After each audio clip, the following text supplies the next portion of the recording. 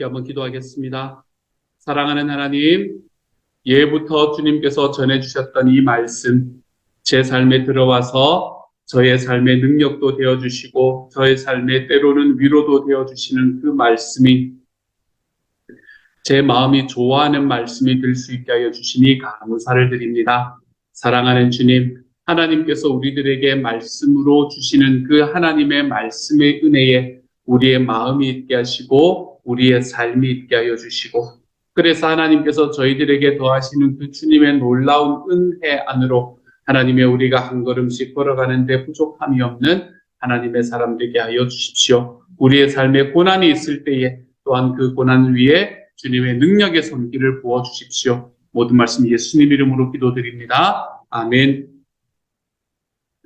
이 시간 하나님께서 우리에게 주시는 말씀, 사도행전 5장 17절부터 42절까지의 말씀입니다. 사도행전 5장 17절부터 42절까지의 말씀, 우리 같은 목소리를 읽습니다. 함께 읽지요. 시작. 대제사장과 그와 함께 있는 사람, 즉 사두개인의 당파가 다 마음의 시기가 가득하여 일어나서 사도들을 잡아다가 옥에 가두었더니 주의 사자가 밤에 옥문을 열고 끌어내어 이르되, 가서 성전에 서서 이 생명의 말씀을 다 백성에게 말하라 하며, 그들이 듣고 새벽에 성전에 들어가서 가르치더니 대제사장과 그와 함께 있는 사람들이 와서 공회와 이스라엘 족속의 원로들을 다 모으고 사람을 옥에 보내어 사도들을 잡아오라 하니, 부하들이 가서 옥에서 사도들을 보지 못하고 돌아와 이르되, 우리가 보니 옥은 든든하게 잠기고 지키는 사람들이 문에 서 있으되 문을 열고 본즉 그 안에는 한 사람도 없더이다 하니, 성전 맡은 자와 제사장들이 이 말을 듣고 의혹하여 이 일이 어찌 될까 하더니, 사람들이 와서 알리되, 보소서 옥에 가두었던 사람들이 성전에 서서 백성을 가르치더이다 하니, 성전 맡은 자가 부하들과 같이 가서 그들을 잡아왔으나 강제로 못하면 백성들이 돌로 칠까 두려워함이더라. 그들을 끌어다가 공회 앞에 세우니 대제사장이 물어 이르되, 우리가 이 이름으로 사람을 가르치지 말라고 엄금하였으되 너희가 어찌 가르침을 예루살렘에 가득하게 하니 이 사람의 피를 우리에게로 돌리고자 하미로다. 베드로와 사도들이 대답하여 이르되, 사람보다 하나님께 순종하는 것이 마땅하니라. 너희가 나무에 달아 죽인 예수를 우리 조상의 하나님이 살리시고 너 이스라엘에게 회개함과 죄 사함을 주시려고 그를 오른손으로 높이사 임금과 구주로 삼으셨느니라. 우리는 이 일의 증인이요 하나님이 자기에게 순종하는 사람들에게 주신 성령도 그러하더라 하더라. 그들이 듣고 크게 노하여 사도들을 없이하고자 할세, 바리새인 가말리엘은 율법 교사로 모든 백성에게 존경을 받는 자라. 공회 중에 일어나 명하여 사도들을 잠깐 밖에 나가게 하고 말하되, 이스라엘 사람들아, 너희가 이 사람들에 대하여 어떻게 하려는지 조심하라. 이전에 드다가 일어나 스스로 선전하며 사람이 약 400명이나 따르더니 그가 죽임을 당하며 따르던 모든 사람이 흩어져 없어졌고, 그 후 호적할 때에 갈릴리의 유다가 일어나 백성을 꿰어 따르게 하다가 그도 망한즉 따르던 모든 사람들이 흩어졌느니라. 이제 내가 너희에게 말하노니 이 사람들을 상관하지 말고 버려두라.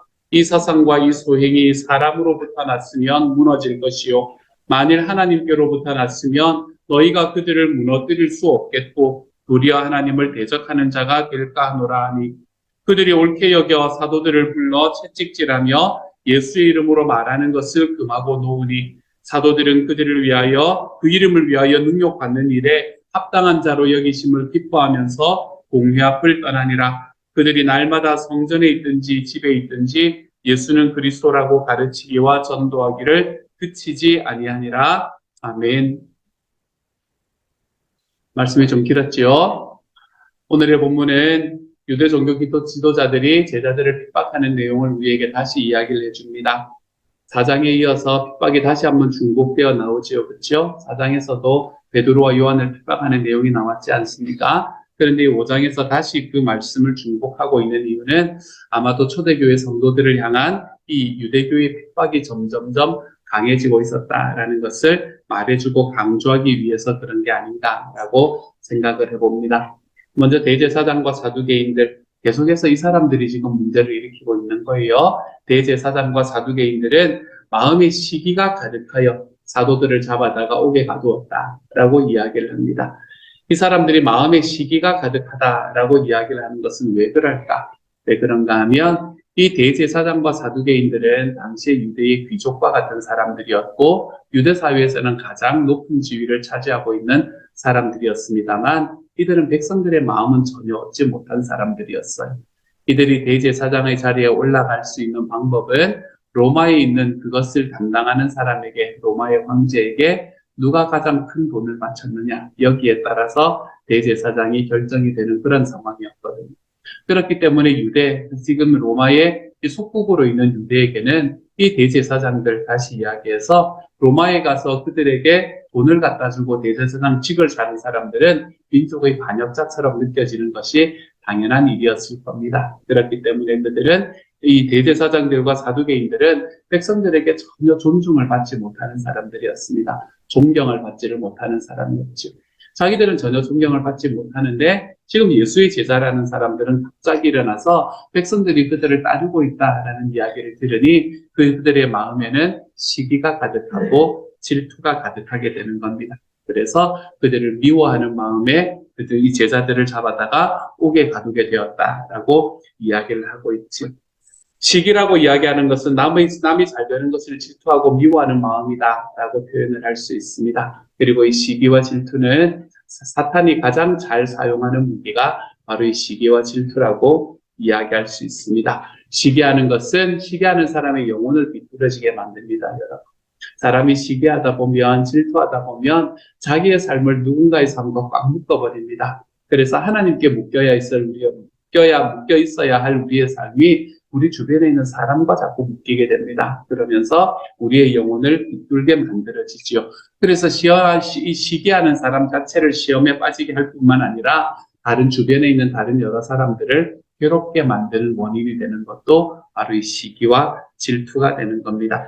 그러므로 우리는 주님의 자녀로서 시기에 빠지는 것, 질투에 빠지는 것을 좀 주의해야 되는 자리에 설 줄 알아야 되겠습니다. 우리가 시기하는 자리가 아니라 늘 정직하고 늘 겸손한 자리에 우리가 서 있을 수 있는 하나님의 사람이 되어야 하겠습니다. 그런데 이제 이렇게 옥에 갇히고 이 옥에 가두었는데도 하나님께서 이 제자들을 옥에 그냥 두지 않으셨습니다. 그렇죠? 오늘의 말씀을 보면 주님의 사자가 옥문을 열고 사도들을 이끌어냈다. 그래서 그들에게 계속해서 생명의 말씀을 전하게 했다라고 말을 하고 있죠. 그런데 더 놀라운 것은 이 옥문은 든든히 잠겨져 있었고 그 바깥에는 간수들도 지키고 있었음에도 불구하고 이 사도들은 천사들의 도움으로 소리 없이 감옥을 빠져나올 수 있었다라고 이야기를 하고 있습니다. 어떻게 나왔는지는 잘 모르겠어요. 하지만 이런 기적적인 일들이 우리들의 삶과 그들의 삶에 일어났던 겁니다. 이처럼 이렇게 제자들에게 하셨던 것처럼 하나님께서는 하나님의 사람들이, 하나님의 백성들이 위기에 처하게 되면 여러 가지 다양한 방법으로 우리를 구원해 주십니다. 어떤 때는 사람을 통해서 구원하시고, 어떨 때는 물질을 통해서 구원하시고, 또 어떤 때는 오늘 본문에서처럼 이런 기적적인 방법을 통해서 구원을 하시기도 하세요. 성경은 우리 힘으로 해결할 수 없는 위기를 맞았을 때 우리는 이제 끝나는 거다라고 이야기하는 것이 아니라 바로 그때가 하나님의 기적이 일어나는 때다라는 것을 우리에게 너무나 잘 말해주고 있습니다. 우리 식구 중에 한 분의 이야기를 어제 들었던 이야기가 제 마음을 참 많이 울렸는데요. 그 이야기가 어떤 이야기를 하셨나 하면 내가 0이 되어야 하나님이 100이 나타납니다 라고 이야기를 하시더라고요. 내가 힘이 빠지고 또 빠져서 내가 0이 되는 순간에 하나님의 100이 나타나게 됩니다. 그러니까 두렵지 않습니다. 내가 힘이 빠지는 게 내가 사람들 앞에 하나님 앞에 설 수 있는 자격이 없는 존재가 된다는 게 내가 하나도 두렵지가 않습니다. 라고 이야기하시는 분의 이야기를 들으며 마음이 참 많이 따뜻해졌던 시간이 있습니다. 오늘의 본문에서도 사도들이 옥에 갇혀서 더 이상 복음을 전하지 못하게 되었을 때 그들의 삶에 진짜 행해야 되는 모든 것들을 하지 못하는 영의 순간이 되었을 때 그들에게 하나님의 기적이 일어나지 않았습니까?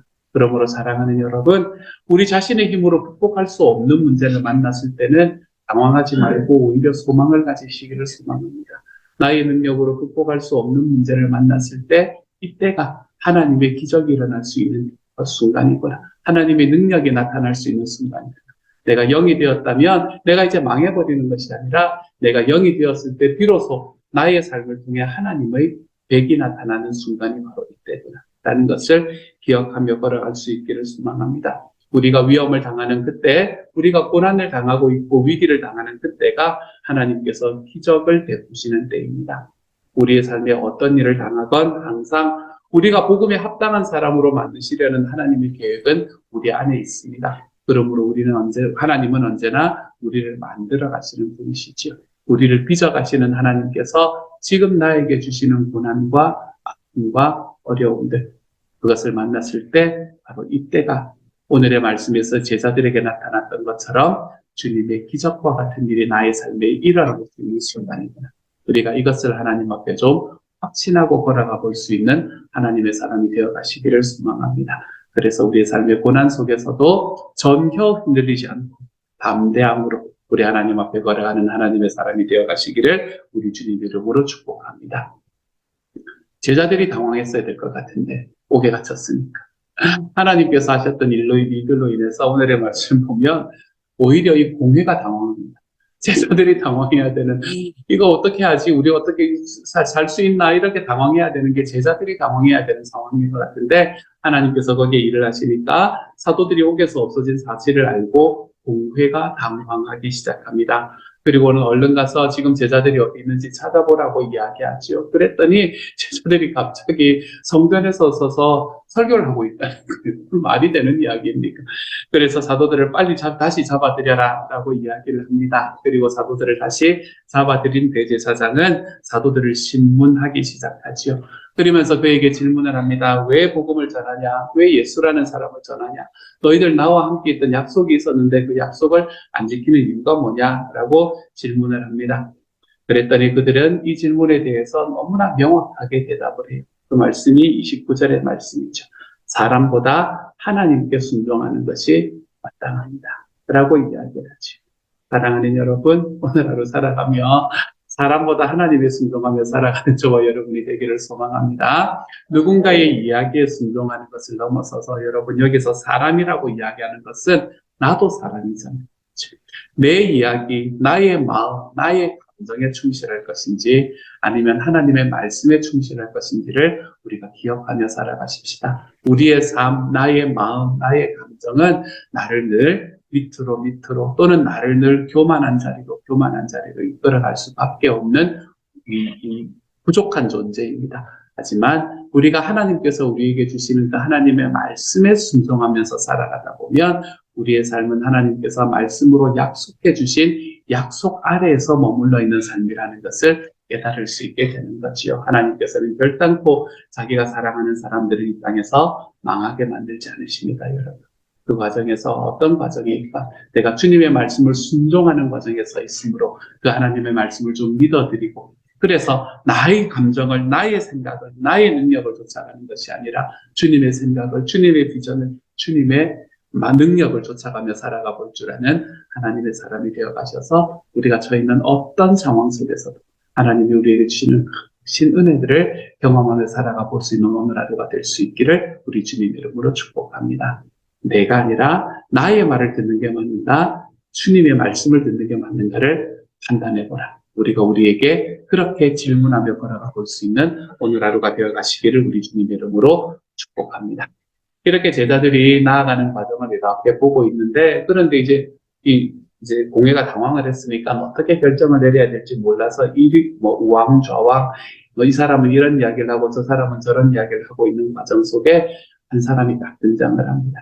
한 사람의 이름, 성경에서 몇 번 나오지 않는 이름이지만 사실은 성경에 나오는 것보다 훨씬 더 큰 이름이 바로 이 사람입니다. 가말리엘이라는 사람이 등장을 합니다. 성경에서는 이 사람의 이름이 딱 2번 나옵니다. 여기서 1번 나오고요. 바울이 자기에 관해서 설명을 할 때 고린도후서 12장의 말씀에서 내가 어떤 사람인지를 너희들에게 자랑하는 것을, 어리석게 자랑하는 것을 용납하라 라고 이야기하고 난 다음에 그들에게 말할 때 1번 더 등장합니다. 나는 가말리엘 문화의 제자였다라고 이야기를 하는 말씀에서 또 한 번, 그렇게 딱 두 번 등장하는 개념입니다. 성경에서는 두 번밖에 등장을 하지 않기 때문에 이 사람이 어떤 사람인지를 정확하게 알지 못할지 모르지만 성경에 나오는 것 이상으로 훨씬 더 유대교 안에서는 중요한 사람이 가말리엘이라는 사람입니다.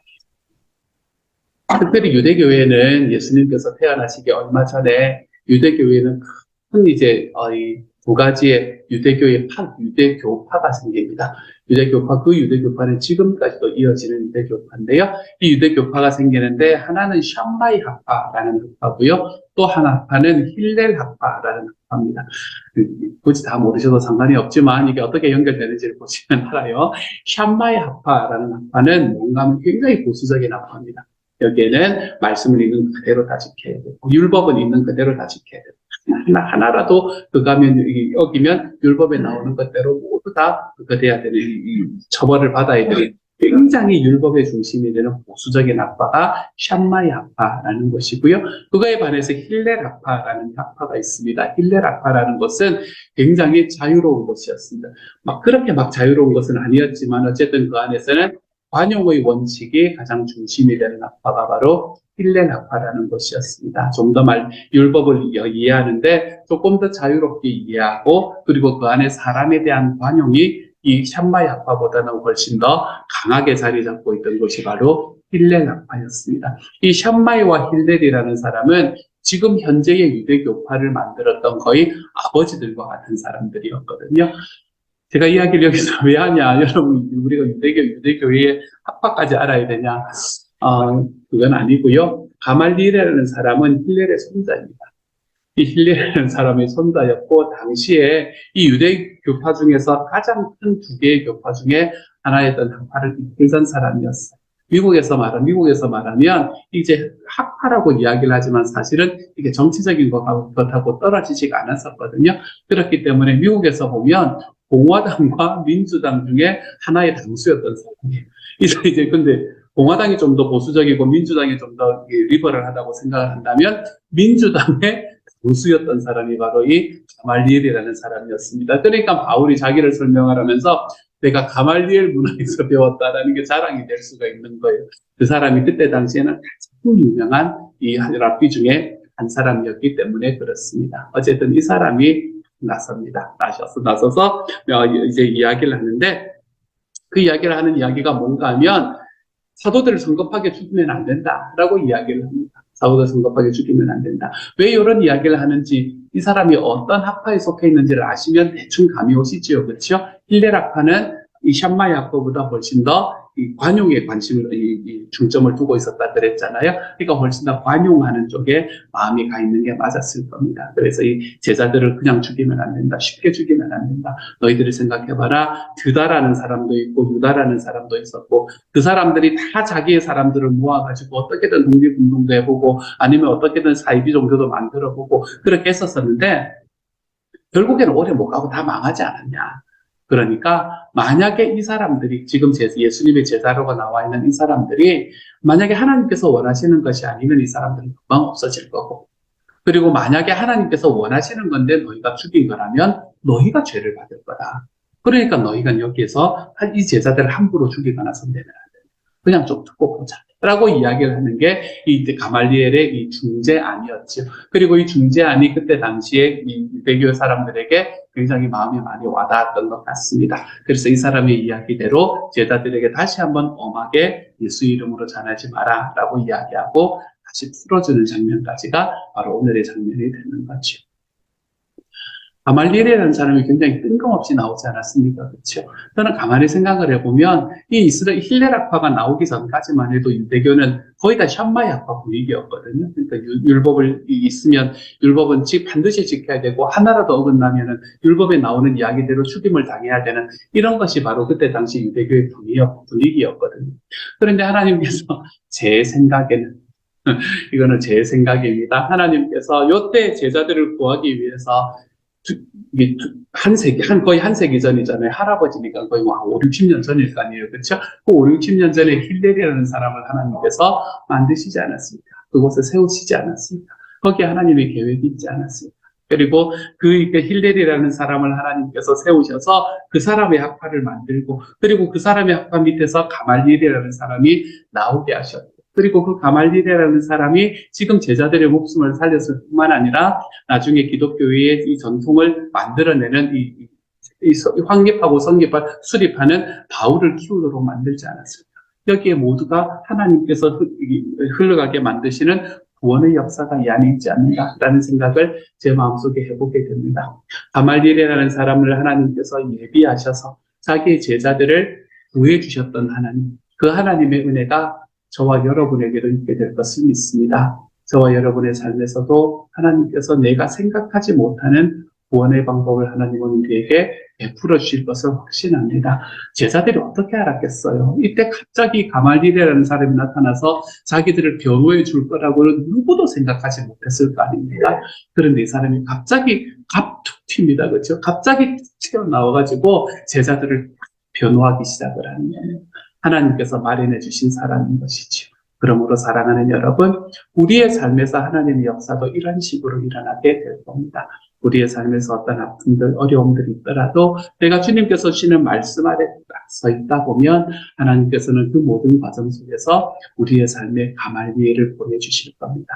하나님께서는 우리의 삶을 위해서 미리 준비하셨던 힐렐이 있었음을 우리에게 보여주실 것입니다. 그리고 내 사랑은 여기에 내가 이미 너를 이렇게 붙들고 있었다라는 것을 저와 여러분의 삶에 보여주실 거예요. 그것들을 경험하며 살아가는 하나님의 사람이 되었으면 좋겠습니다. 그래서 문제에 흔들리는 것이 아니라 어떤 문제가 있더라도 주님, 이 문제 안에 저의 가말리엘을 보여주십시오.